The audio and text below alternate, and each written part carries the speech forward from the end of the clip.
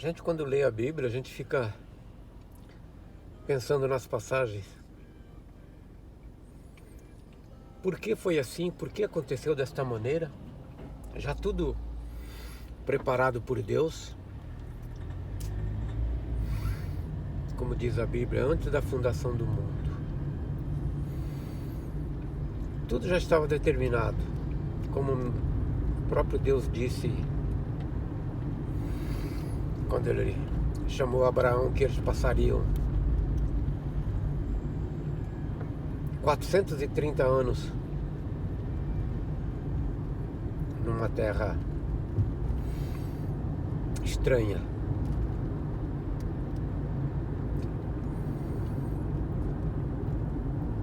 Antes que essa nação fosse formada ainda. E assim foi. 70 almas, quando Jacó já tinha os 12 filhos, 70 almas desceram ao Egito. E lá viveram 430 anos na escravidão. Deus cumpriu aquilo que ele tinha dito, como sempre o faz.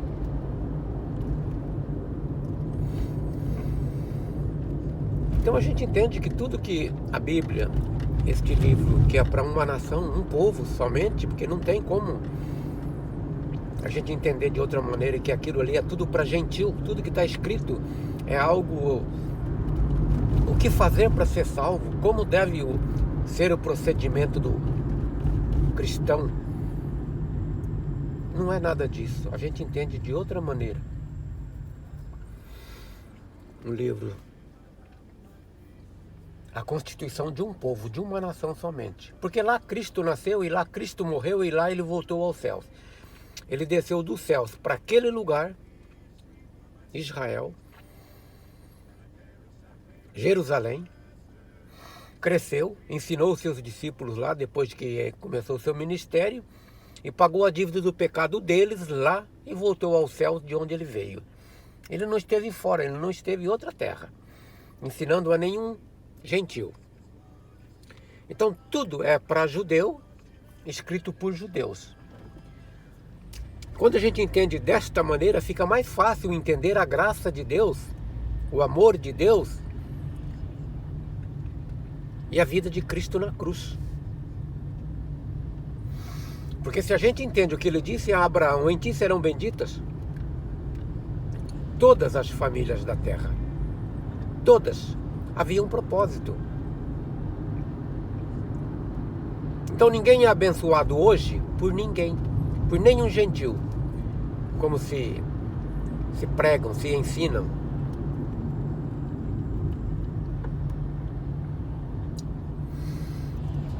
Todas as nações do mundo serão abençoadas em ti, Abraão.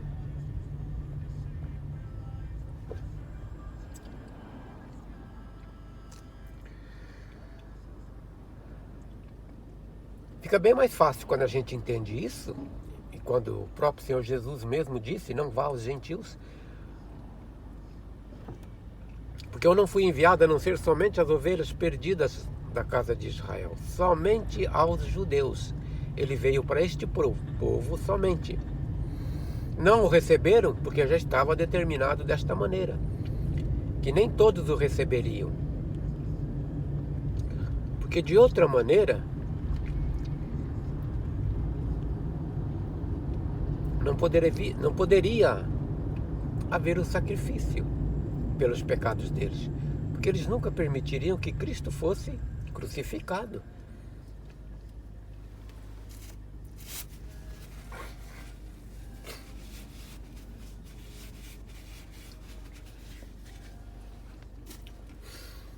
Chegamos nos evangelhos do reino. A gente lia, eu, por exemplo, lia a Bíblia, lia como estava escrito e entendia como se fosse uma história que realmente é, mas o que havia por trás daquilo, não entendia, nem passava pela cabeça. E quando você sai fora desse sistema religioso, você começa a ler e a analisar e a pensar por si próprio. Você tem liberdade de pensamento O teu pensamento não é travado pelo líder, pelo homem, que não é assim, é assim, é a maneira que eu digo. Então quando você está fora, você pensa por você próprio e entende. Por que Jesus chamou Pedro, chamou todos os seus apóstolos? Vem, segue-me. Pelo menos a Bíblia não dá nem um relato. Não, eu não vou, eu não quero, não te recebo como meu rei. Jesus disse, segue-me. E eles largavam tudo e seguiam Cristo. Os seus 12. Porque já estava determinado que esses o receberiam. Por que que Cristo, sendo onisciente, o próprio Deus, ele escolheu Judas Iscariote, sabendo que o ia trair. E escolheu a ele e até o dia da traição manteve como seu apóstolo, Judas Iscariotes.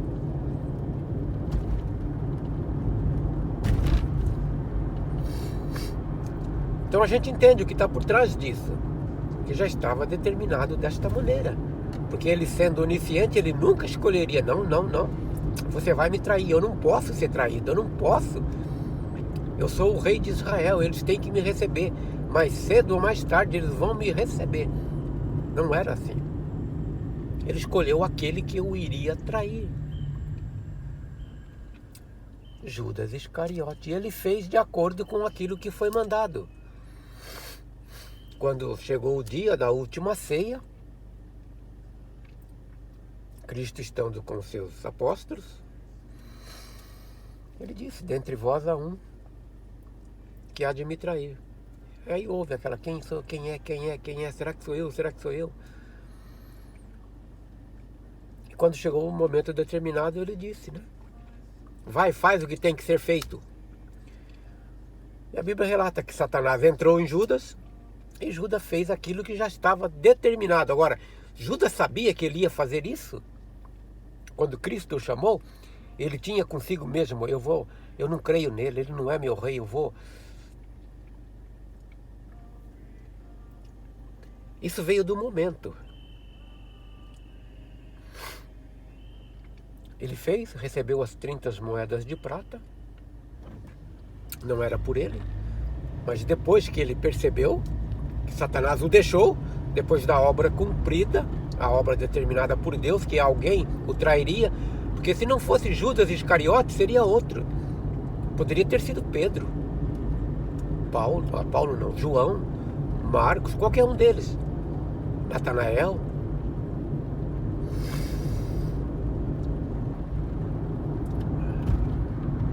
Mas foi Judas, foi escolhido Judas.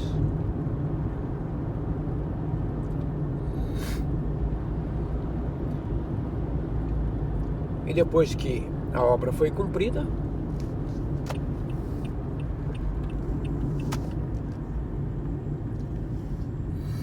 Satanás o deixou e ele voltou a si.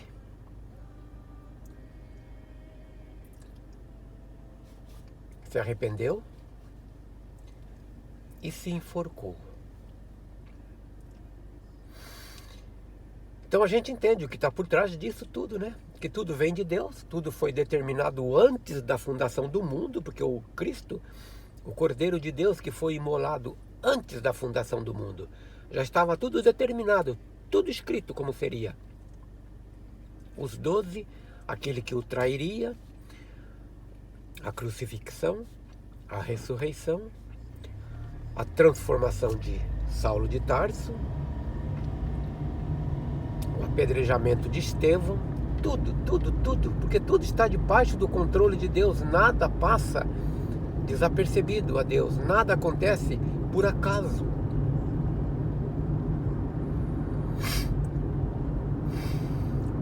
Agora, para o cristianismo, eu não acredito que seja 100%, mas a grande parte, o povo judeu,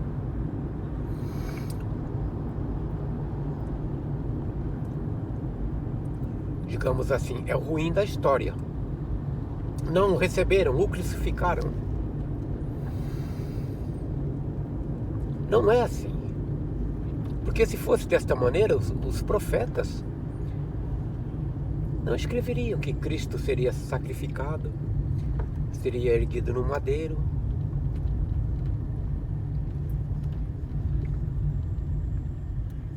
Já estava escrito, profetizado, e não poderia ser de outra maneira. Agora a questão é, né, para o cristianismo, Judas Iscariotes, ele será salvo?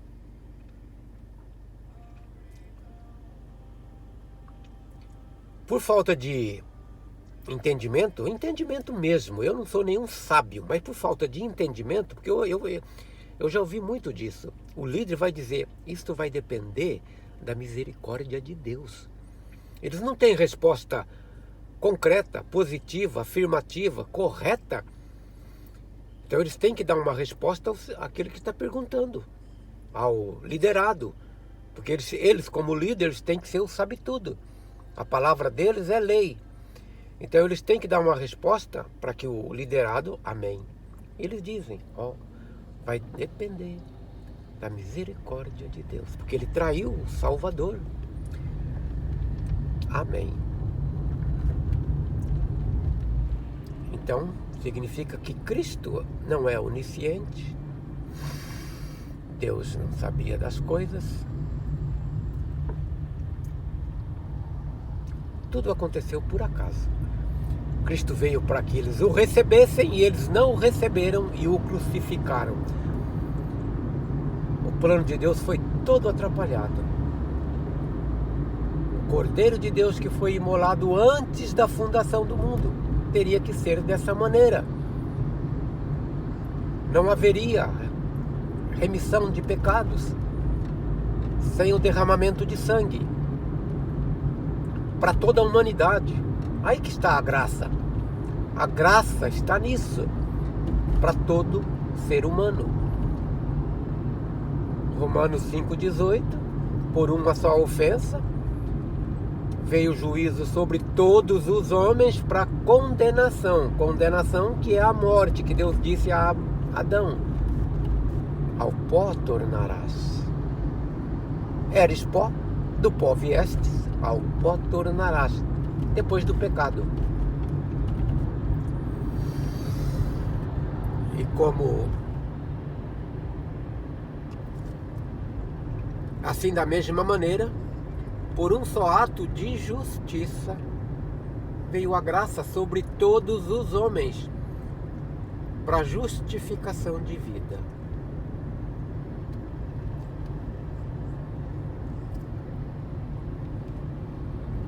Para justificação de vida.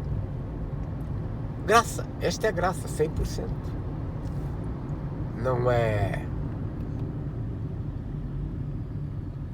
se você fizer, se você, depende de você.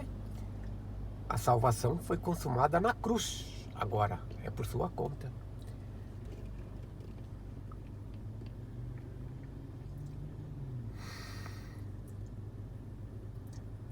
Pelo fato de que, assim, por um só ato, por uma só ofensa, todos morremos em Adão, e por um só ato de justiça todos seremos vivificados em Cristo, todos os que morreram com Cristo ou sem Cristo, antes de Cristo, ressuscitarão no último dia, ao som da última trombeta, incorruptíveis. Incorruptíveis. Judas e todos, desde Adão, o próprio Adão. Adão não está em outro lugar hoje, a não ser no pó da terra. Porque ele cumpre o que Deus determinou. Ao pó tornarás. Deus é ou não é onisciente? Então Deus sabia todas as coisas que iriam acontecer. E a gente entende que ele criou Adão para isso. O propósito disso só Deus sabe. Ele permitiu a procriação e a salvação por Cristo. Amém.